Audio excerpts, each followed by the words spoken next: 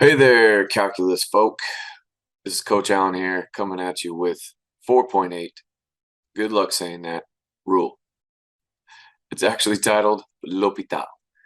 All right, and L'Hopital's rule is something that actually is going to go back all the way to chapter 2 and discuss limits. And if you're wondering why we didn't just cover it in chapter 2, and here we are almost at the end of chapter 4, well, it actually utilizes a little thing called the derivative, which we did not have in chapter 2, so here it is. We'll discuss it, show you a little bit of what it's about before we go and practice how to use it. So we're going to start off with this first definition here, and the reason he came up with this was because there was a time that we had limits, mostly fractional or rational, and it was indeterminate, meaning that we could not determine the limit without possibly having to do that long, arduous numeric form that we did by plugging in things as we approached that value a on either side of it to see what our limit of our function came out. So when do we get indeterminate forms?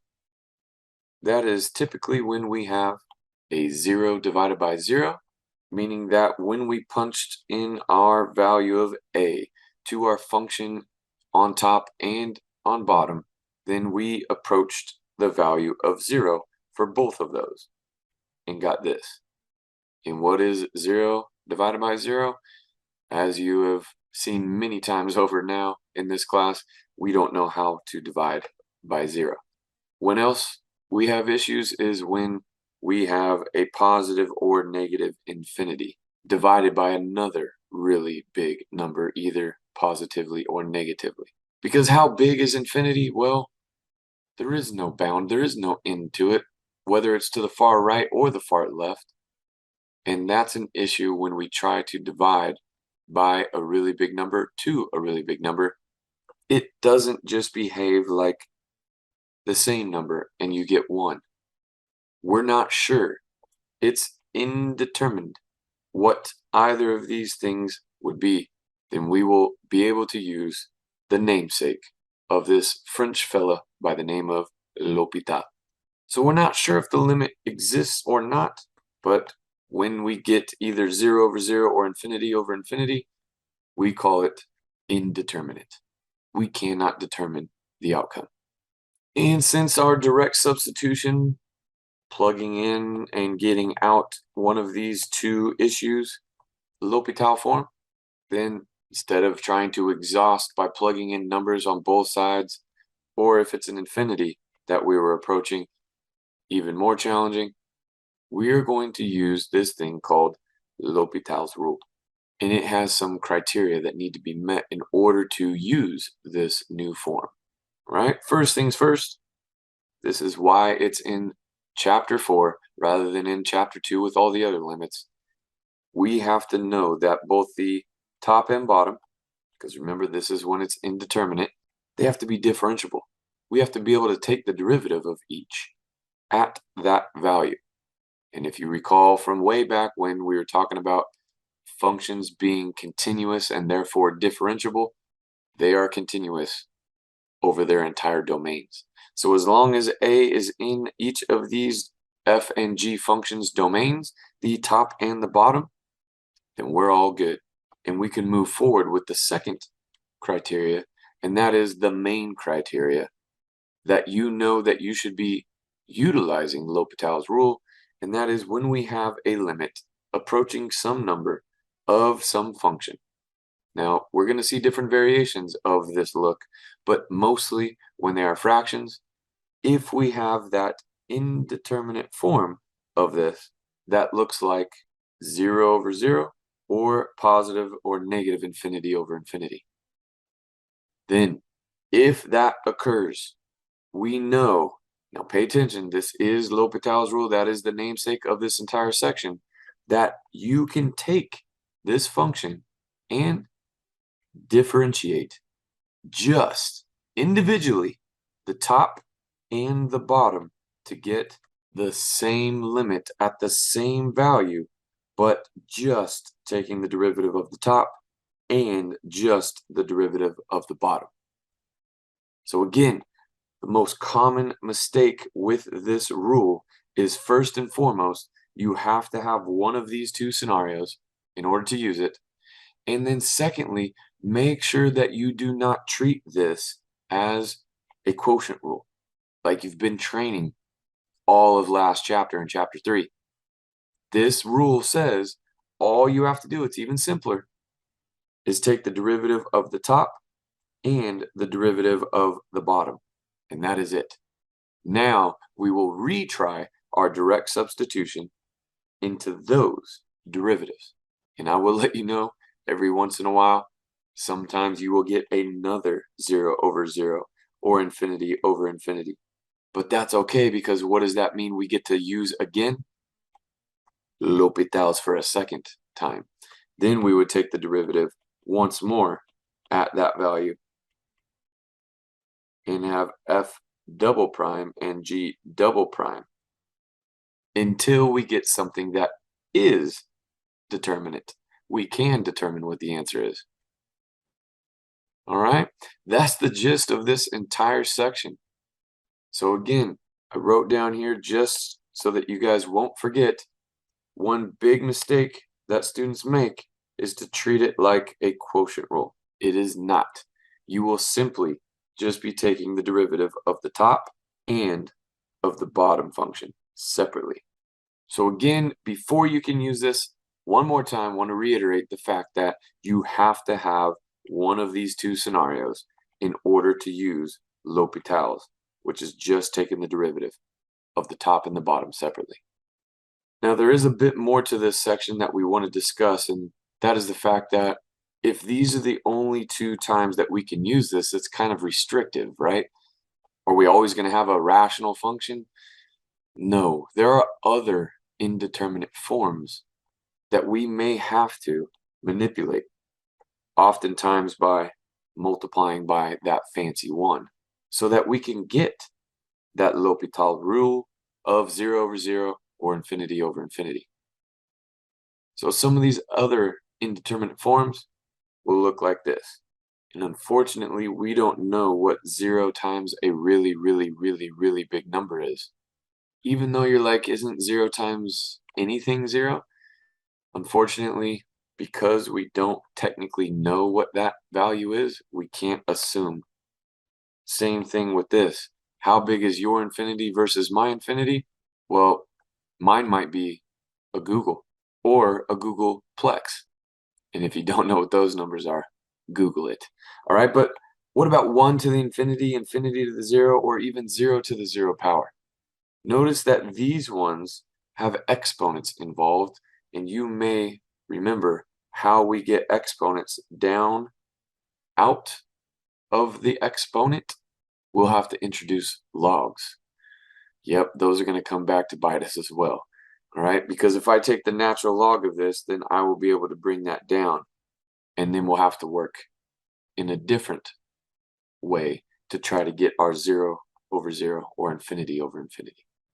So even though we are only allowed to use it when it's 0 over 0 or infinity over infinity, those other forms that we just covered also can be used with L'Hopital, but it does require you to get a little creative.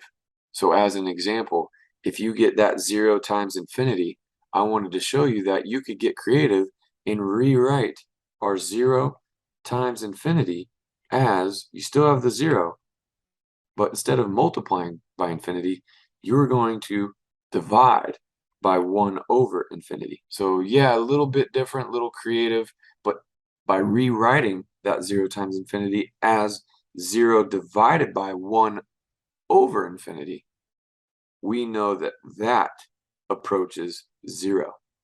We studied that. So now we have our 0 on top and our 0 on bottom, and that allows us to now use L'Hopital. And as mentioned previously, when an exponent is involved, we unfortunately have to introduce a logarithm to get that exponent down in front of the log. And then since those are multiplying, and we need one of these two things, and only these two things, in order to use our L'Hopital and actually find that limit, we're going to have to create an equation by letting our y equal f of x. Right? Whatever that limit was that we were trying to find, we will make it an equation so that we can take the log of both sides. And then with that new equation, what log do you think you want to take of both sides? Well, let's do the natural log, because we know that has the best derivative. And remember, since we're trying to take the derivative of both the top and the bottom, we'll have to rewrite it in one of those creative ways to take two things that are multiplying together now and get either that 0 over 0 or infinity over infinity. That's it, my friends. Easier said than done, of course. So let's talk about one of these that we've seen before and then get our hands dirty by practicing. So I'm going to do the first example with you, and I don't know if you guys remember way back in chapter 2, we actually did this by plugging in a bunch of, now it would be radian measurements, not degrees, that are really close to 0 on both sides. And we found the answer to this. If you want to go look it up real quick, you can, but we're going to use L'Hopital's in order to come up with this very quickly and much more simply. But before we can, remember we're always going to try, whenever we see a limit, direct substitution. And if I plug in 0, I will get the sign of 0 over 0, which we hopefully know the sign of 0 is 0. And there's one of the one of two indeterminate rules that now allows us to apply L'Hopital. You have to check that in order to do it. And now, so that I know what changed, I want you guys to put equals and put the little LH over the top of your equals so I know that you used L'Hopital's rule. And what do we do once we have that 0 over 0 or infinity over infinity? We will take our function, our y value, and we will take the derivative of just the top and just the bottom individually, with the same limit approaching the same thing. But now, what is the derivative of sine? That is cosine, and the derivative of our theta that we took it with respect to would just be 1. And now when I plug in that 0 for cosine is 1. So again, with every single one of these type, we will just plug in our x or theta or whatever variable that they've given us to see what it's approaching. And if it comes out 0 over 0 or infinity over infinity, awesome. We will use L'Hopital's. And only then. Other times when it's not so obvious, when we have something like these, we will still try to plug it in here and there. But if it doesn't come out that 0 over 0 or infinity over infinity, then we will have to manipulate what we were given to try to make it one of these, make it a ratio. And oftentimes that means instead of multiplying by something, and you're going to have to figure out which, we will then take and rewrite this as, I'm going to go ahead and take the x, and instead of multiplying by x, I will just multiply by my fancy 1. And now I know that the 1 over x is going to cancel with that x up there, so I only have the natural log of x over 1 over x. Now I have built a fractional, rational function, and then I will take the limit as x approaches 0 from the right. And I know that this on bottom would approach infinity and negative infinity on top. There's my L'Hopital. Now I can take the derivative of this and of that, which I would now rewrite this as x to the negative 1 and go that route. So again, practice these, see a couple different looks. You guys got this. Going back to our limits from chapter 2, but now using differentiation that we've learned in chapter 3, and now how to apply it in different ways in chapter 4. Be well, everyone. L'Hopital.